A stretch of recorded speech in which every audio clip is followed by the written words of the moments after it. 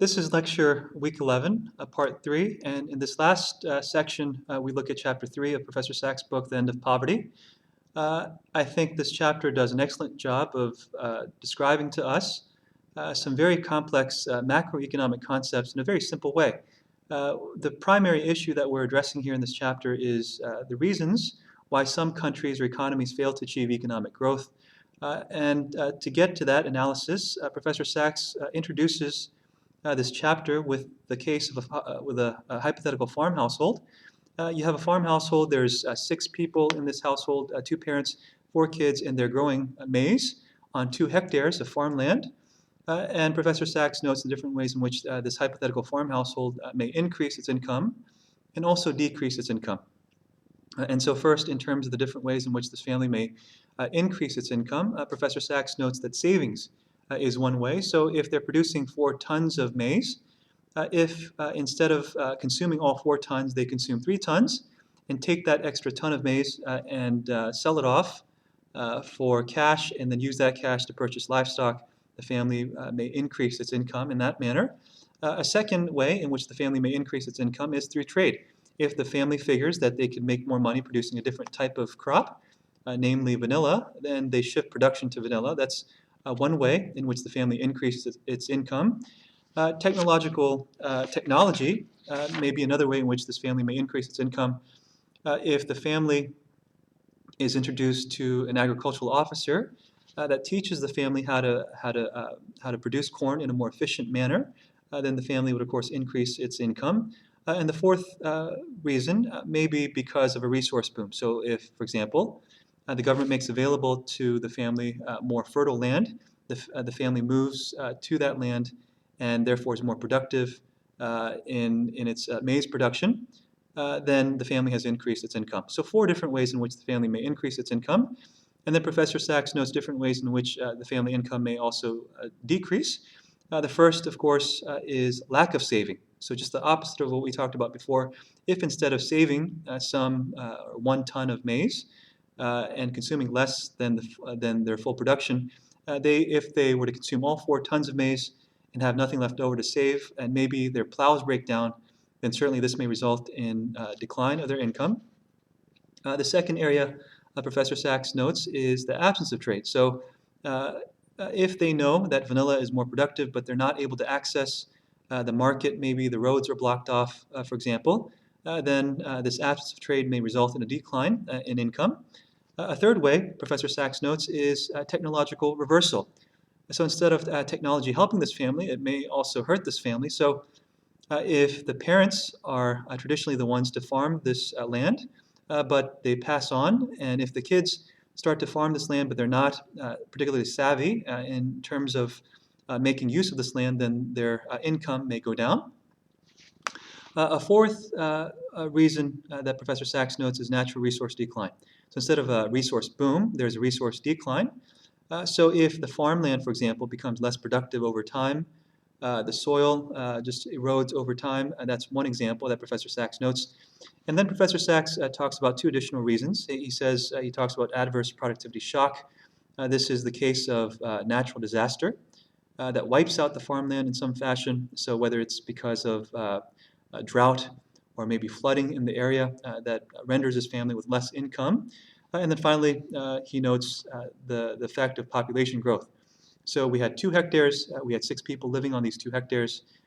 If each of the sons starts his own family, and so if each son has a family of 6, you have now 12 people living on these 2 hectares of farmland. So even if they're making the same amount as before, each ton of maize producing $150, that's less income per person. So population growth is another is another way in which this family would experience a decrease in income. So these are ways in which larger economies may both increase and decrease their income, but it's more intuitive, I think, the way Professor Sachs explains here. The next area is where Professor Sachs is noting different categories of ways in which larger economies, so we've shifted the unit of analysis here to larger economies, and these are ways in which larger economies may fail to achieve economic growth. So much like we discussed in terms of saving, Poverty itself may cause an economy to stagnate or decline. And here he introduces us to Table 1, where he notes that countries countries with lower savings rates are the ones who fail to achieve economic growth. So lack of saving and poverty itself may hinder economies from achieving economic growth. And then there's of course geography. We talked about Great Britain before and how the island economy was conducive to economic growth. Similarly, there's some geographic regions that may impede economic growth. So if there's a country that's landlocked, that's lacking navigable rivers, it's not conducive to trade where transport costs are high, this may impede economic growth. Another area Professor Sachs notes is the fiscal policy in that particular country. So if there's not enough revenue being generated, if the government is not taxing sufficiently, if there is large international debt and the government is using all of its revenue to pay off that debt, then the country isn't able to invest in its human capital and its infrastructure. That may impede economic growth. Government failure. So inept or corrupt governments, there's political strife, there's political gridlock. This is another reason why some countries fail to achieve economic growth. He also notes cultural barriers. So if it's the cultural norm that women or minorities aren't or should not be working or should be allowed access to certain economic or educational opportunities, this impedes economic growth. Another set of factors Professor Sachs notes is geopolitics.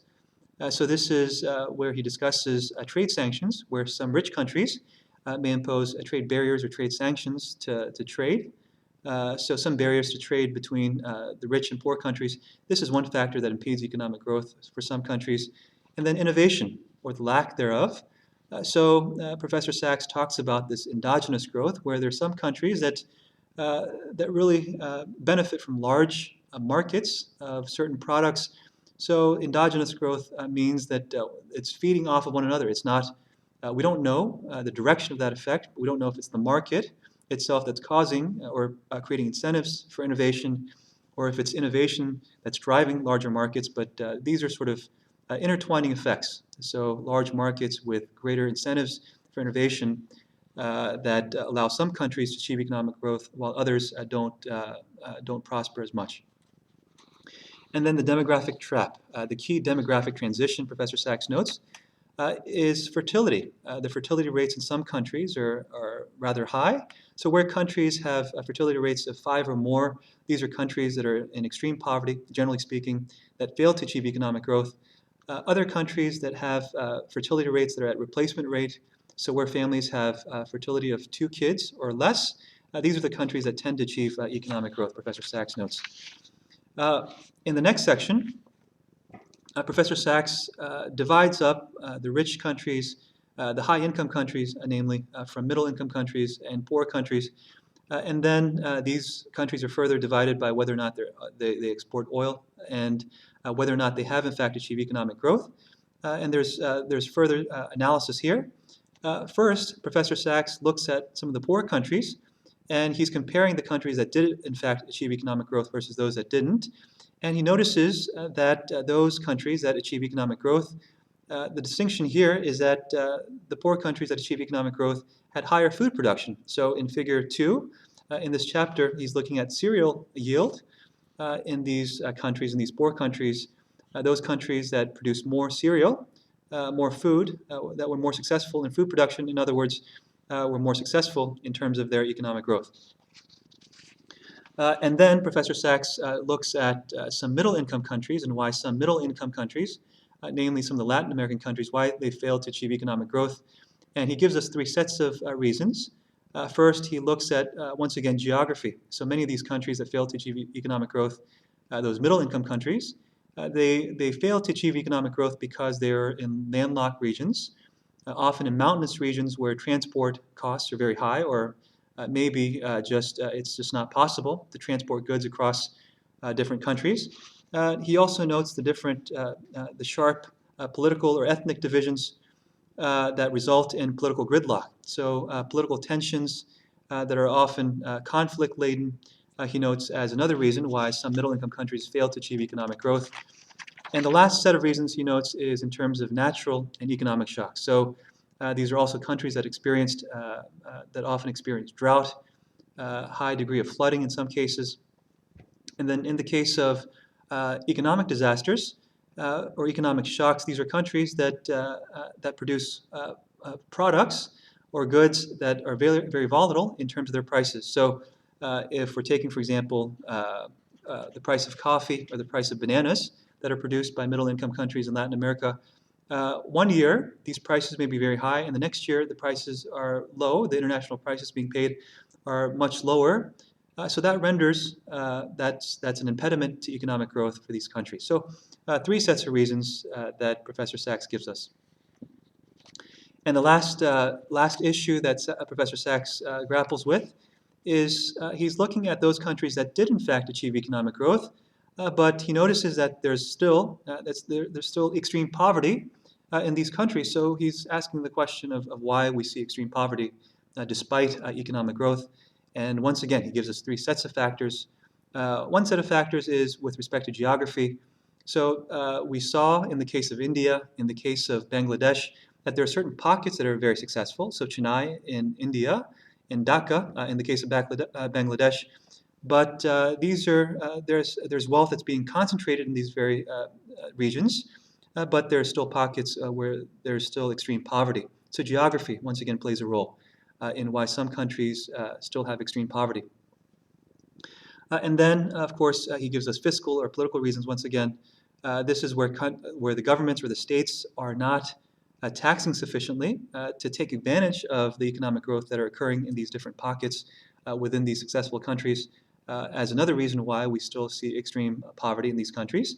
And then finally, he notes some cultural reasons, namely discrimination against women and minorities, that keep certain populations from contributing to the economy as another factor why we still see extreme poverty in some successful countries.